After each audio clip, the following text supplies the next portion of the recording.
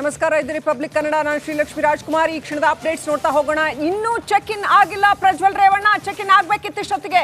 ಮಧ್ಯಾಹ್ನ 3:30ಕ್ಕೆ ವಿಮಾನ ಶೆಡ್ಯೂಲ್ ಆಗಿದೆ. ಲುಫ್ತಾನ್ಸಾ ಏರ್ಲೈನ್ಸ್ ನಲ್ಲಿ ಬರಬೇಕಾಗಿತ್ತು.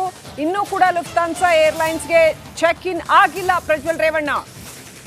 ಫಸ್ಟ್ ಬ್ರೇಕಿಂಗ್ ಅಪ್ಡೇಟ್ ಕೊಡ್ತಾ ಇದ್ವಿ. ವಿಮಾನ ಟೇಕ್ ಆಫ್ ಆಗೋಕೆ ಇನ್ನು ಕೇವಲ 1 ಗಂಟೆ ಮಾತ್ರ ಬಾಕಿ ಉಳಿದಿದೆ. ಹಾಗಾಗಿ ಇಷ್ಟರೊಳಗೆ ಚೆಕ್ ಇನ್ ಆಗಬೇಕಾಗಿತ್ತು.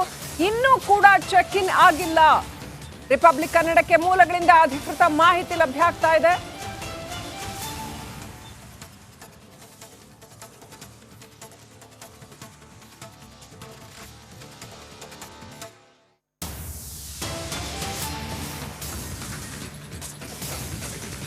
ಆಲ್ರೆಡಿ ಕುರಿತಾದ ಮಾಹಿತಿಯನ್ನ ಕೊಡೋದಕ್ಕೆ ನಮ್ಮ ಜೊತೆ ಹಾಸನದಿಂದ ನಾಗೇಂದ್ರ ಬಾಬು, ಹಾಗೇನೆ ದೆಹಲಿಯಿಂದ ನಟೇಶ್ ಹಾಗೂ ದೇವನಹಳ್ಳಿ ಏರ್ಪೋರ್ಟ್ ಇಂದ ನಿಕೇಶ್ ಇವರೆಲ್ಲರೂ ಕೂಡ ನೇರ ಸಂಪರ್ಕದಲ್ಲಿದ್ದಾರೆ. ಅವ್ರಿಗೆ ಹೋಗ್ತೀನಿ. ಅದಕ್ಕಿಂತ ಮುಂಚೆ ಹಾಗಾದ್ರೆ ಈ ಕ್ಷಣದ ಬ್ರೇಕಿಂಗ್ ಅಪ್ಡೇಟ್. ಕಣ್ಣ ಮುಚ್ಚಲೆ ಆಡ್ತಾ ಇದ್ದಾರಾ ಪ್ರಜ್ವಲ್ ರೇವಣ್ಣ? ಎಲ್ಲಿದ್ದಾರೆ ಪ್ರಜ್ವಲ್ ರೇವಣ್ಣ? ಹಾಗಾದ್ರೆ ಇನ್ನೂ ಕೂಡ ಚೆಕ್ ಇನ್ ಆಗಿಲ್ಲ. ವಿದೇಶದಲ್ಲಿ ಇರೋದು ಹೌದಾ ಅಲ್ವಾ ಅನ್ನೋ ಅನುಮಾನ ಕೂಡ ಬರ್ತಾ ಇದೆ. ಮಧ್ಯಾಹ್ನ 3:30ಕ್ಕೆ ಪ್ರಜ್ವಲ್ ರೇವಣ್ಣ ವಿಮಾನ ಶೆಡ್ಯೂಲ್ ಆಗಿರ್ತಕ್ಕಂಥದ್ದು. ಲುಫ್ತಾನ್ಸಾ ಏರ್ಲೈನ್ಸ್ ನಲ್ಲಿ ಪ್ರಯಾಣ ಮಾಡಿ ಬರಬೇಕಾಗಿತ್ತು ಪ್ರಜ್ವಲ್ ರೇವಣ್ಣ. ವಿಮಾನ ಟೇಕ್ ಆಫ್ ಆಗೋದಕ್ಕೆ ಇನ್ನು ಕೇವಲ 1 ಗಂಟೆ ಬಾಕಿ ಉಳಿದಿದೆ. ಇಷ್ಟರೊಳಗೆ ಚೆಕ್ ಇನ್ ಆಗಿರ್ಬೇಕಾಗಿತ್ತು, ಆದ್ರೆ ಇನ್ನೂ ಕೂಡ ಕಾಣಿಸಿಕೊಳ್ತಾ ಇಲ್ಲ. ರಿಪಬ್ಲಿಕ್ ಕನ್ನಡಕ್ಕೆ ಮೂಲಗಳಿಂದ ಮಾಹಿತಿ, ಇನ್ನೂ ಕೂಡ ಚೆಕ್ ಇನ್ ಆಗಿಲ್ಲ ಅನ್ನುವಂತ ಅಪ್ಡೇಟ್ ಬರ್ತಾ ಇದೆ.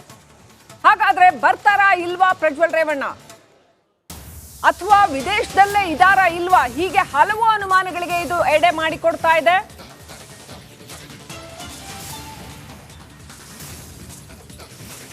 ಅಪ್ಡೇಟ್ ಪಡ್ಕೊಳ್ಳೋಣ.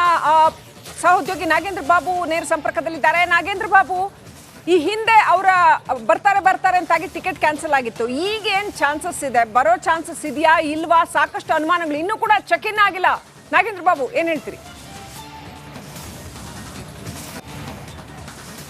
ಶ್ರೀಲಕ್ಷ್ಮಿ, ನೋಡಿ, ಪ್ರಮುಖವಾಗಿ ಯಾರೇ ಒಬ್ರು ಇಂಟರ್ನ್ಯಾಷನಲ್ ಟ್ರಾವೆಲ್ ಮಾಡಿದ್ರೆ ಅವ್ರಿಗೆ ಚೆನ್ನಾಗಿ ಗೊತ್ತಿರುತ್ತೆ. 3 ಗಂಟೆ ಮುಂಚಿತವಾಗಿ ಅವರು ಚೆಕ್ ಇನ್ ಆಗಬೇಕು. 1.5 ಗಂಟೆ ಮುಂಚಿತವಾಗಿ ಅವರು ಬೋರ್ಡಿಂಗನ್ನು ಎಂಟ್ರಿ ಮಾಡಬೇಕಾಗತ್ತೆ. ಆದರೆ ಈಗ ಜರ್ಮನಿಯ ಕಾಲಮಾನದ ಪ್ರಕಾರ 11 ಗಂಟೆ ಸಮಯ ಆಗಿದೆ. ಅಲ್ಲಿ 12 ಗಂಟೆ 5 ನಿಮಿಷಕ್ಕೆ ಟೇಕ್ ಆಫ್ ಆಗುತ್ತೆ ಅಲ್ಲಿನ ಲುಫ್ತಾನ್ಸಾ ಏರ್ಲೈನ್ಸ್ ವಿಮಾನ. ಆದರೆ 1 ಗಂಟೆ ಇರುವಂಥ ಹಿನ್ನೆಲೆಯಲ್ಲಿ ಇಷ್ಟೊತ್ತಿಗೆಲ್ಲ ಅವರು ಚೆಕ್ ಇನ್ ಆಗಿ ಬೋರ್ಡಿಂಗಿಗೆ ಅವರು ಎಂಟ್ರಿ ಆಗಬೇಕಾಗಿತ್ತು. ಆದರೆ ಪ್ರಜ್ವಲ್ ರೇವಣ್ಣ ಇಲ್ಲಿಯವರೆಗೂ ಕೂಡ ಚೆಕ್ ಇನ್ ಕೂಡ ಆಗಿಲ್ಲ. ಹಾಗಾಗಿ ಎಲ್ಲೋ ಒಂದು ಕಡೆ SIT ತನಿಖಾ ತಂಡಕ್ಕೆ ಕೊಂಚ ಗೊಂದಲ ಕೂಡ ಸೃಷ್ಟಿ ಆಗ್ತಾ ಇದೆ. ಮುನೀಶಿಂದ ಬರ್ತಾರಾ ಇಲ್ವಾ ಅನ್ನೋದೇ ಈಗ ಗೊಂದಲ ಸೃಷ್ಟಿ ಆಗ್ತಾ ಇರುವಂಥದ್ದು. ಯಾಕೆಂದರೆ ನೆನ್ನೆಯೂ ಕೂಡ ಇದೇ ವಿಚಾರವನ್ನು ಹೇಳ್ತಾ ಇದೆ. ಅಲ್ಲಿಂದ ಬೆಂಗಳೂರಿಗೆ ಬರೋವರೆಗೂ ಕೂಡ ಯಾರಿಗೂ ನಂಬಿಕೆ ಇಲ್ಲ. ಯಾಕೆಂದರೆ ಕಣ್ಣಾಮುಚ್ಚಾಲೆ ಆಟವನ್ನು ಆಡ್ತಿದ್ದಾರನ್ನುವ ಪ್ರಶ್ನೆಗಳು. ಮತ್ತೊಂದು ಆಯಾಮದಲ್ಲಿ ಮಾತನಾಡೋದಾದ್ರೆ ಶ್ರೀಲಕ್ಷ್ಮಿ, ಡಿಪ್ಲೊಮ್ಯಾಟಿಕ್ ಪಾಸ್ಪೋರ್ಟ್ ಇರುವಂಥ ಹಿನ್ನೆಲೆಯಲ್ಲಿ ಪ್ರಜ್ವಲ್ ರೇವಣ್ಣ ಅವರ ಹೆಸರಲ್ಲಿ 15 ನಿಮಿಷಗಳ ಮುಂಚಿತವಾಗಿ, ಅಂದರೆ ವಿಮಾನ ಟೇಕ್ ಆಫ್ ಆಗೋದಕ್ಕಿಂತ 15ರಿಂದ 20 ನಿಮಿಷ ಮುಂಚಿತವಾಗಿ ಅವರು ಚೆಕ್ ಇನ್ ಆಗಿ ನೇರವಾಗಿ ಅವರು ಹೋಗುವಂಥ ಸಾಧ್ಯತೆಗಳಿದೆ. ಹಾಗಾಗಿ ಇನ್ನೂ ಒಂದು ಅರ್ಧ ಗಂಟೆ ಕಾದು ನೋಡಬೇಕಾಗತ್ತೆ. ಅಂದರೆ ಆಸ್ ಪರ್ ಹಿರಿಯ ಅಧಿಕಾರಿಗಳ ನಾಲೆಡ್ಜ್ ಪ್ರಕಾರ ಇಷ್ಟೊತ್ತಿಗೆಲ್ಲ ಏರ್ಪೋರ್ಟ್ಗೆ ಪ್ರವೇಶ ಮಾಡಬೇಕಾಗಿತ್ತು ಪ್ರಜ್ವಲ್ ರೇವಣ್ಣ. ಆದರೆ ಇನ್ನೂ ಕೂಡ ಪ್ರವೇಶ ಮಾಡಿಲ್ಲ ಅಂತಂದರೆ ನಿಜವಾಗಿ ನಡಿ ಈಗ ಶುರು ಮಾಡೋಣ.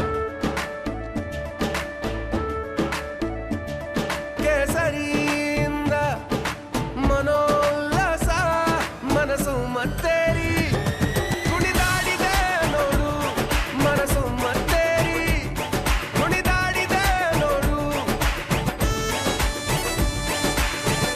ಕ್ಷಣ ಕ್ಷಣವೂ ಆಚರಿಸಿ ಕೇಸರಿ ಹಬ್ಬ. ವಿಮಲ್, ಬಾಯಲ್ಲಿ ಹೇಳಿ ಕೇಸರಿ. ಕೂಡ ಜರ್ಮನಿಯ ಮುನಿಕಲ್ಲೇ ಅವರು ಇದ್ದಾರಾ ಅನ್ನುವ ಪ್ರಶ್ನೆಗಳು ಉದ್ಭವ ಆಗ್ತದೆ. ಯಾಕೆಂದರೆ ಕಾಂಗ್ರೆಸ್ನ ನಾಯಕರೊಬ್ಬರು ಆಫ್ ದ ರೆಕಾರ್ಡ್ ಹೇಳಿರುವಂತೆ ಮುನಿಕ್ನಲ್ಲಿಲ್ಲ, ಅವರು ದುಬೈನಲ್ಲಿ ಎಲ್ಲೋ ಒಂದು ಕಡೆ ಇದ್ದಾರೆ ಅಂತೇಳಿ. ಆದರೆ 31ನೇ ತಾರೀಕು ಬೆಳಗ್ಗೆ 10 ಗಂಟೆಗೆ ನಾನು ತನಿಖಾ ತಂಡದ ಮುಂದೆ ವಿಚಾರಣೆಗೆ ಹಾಜರಾಗ್ತೀನಿ ಅಂತ ಭರವಸೆಯನ್ನು ಕೊಡಿದ್ರೆ ವಿಡಿಯೋ ಹೇಳಿಕೆಯನ್ನು ಕೂಡ ಕೊಟ್ಟಿದ್ದಾರೆ. ಆ ಹೇಳಿಕೆಗೆ ಸಂಬಂಧಪಟ್ಟಂತೆ ನಿಂತ್ಕೊಳ್ತಾರ ಪ್ರಜ್ವಲ್ ರೇವಣ್ಣ, ಬಂದೇ ಬರ್ತಾರ ವಿಚಾರಣೆಗೆ ಅಂತ ನೋಡೋದಾದ್ರೆ ಅದು ಮುನಿಕ್ನಿಂದ ಬರ್ತಾರ ಅಥವಾ ಬೇರೆ ಕಡೆಯಿಂದ ಬರ್ತಾರ ಅಥವಾ ದಾರಿ ತಪ್ಪಿಸುವಂಥ ಕೆಲಸಗಳು ಆಗ್ತಾ ಇದೆಯಾ ಅನ್ನುವ ಅನುಮಾನಗಳು ಉದ್ಭವ ಆಗ್ತಾ ಇದೆ. ಇನ್ನೇನು ಕೆಲವೇ ಕ್ಷಣಗಳಲ್ಲಿ, ಇನ್ನು 20ರಿಂದ 30 ನಿಮಿಷದಲ್ಲಿ ಕ್ಲಿಯರ್ ಪಿಕ್ಚರ್ ಕೂಡ ಹೊರಬರಲಿದೆ ಶ್ರೀಲಕ್ಷ್ಮಿ. ರೈಟ್. ದಯವಿಟ್ಟು ಹಾಗೆ ಸಂಪರ್ಕದಲ್ಲಿರಿ.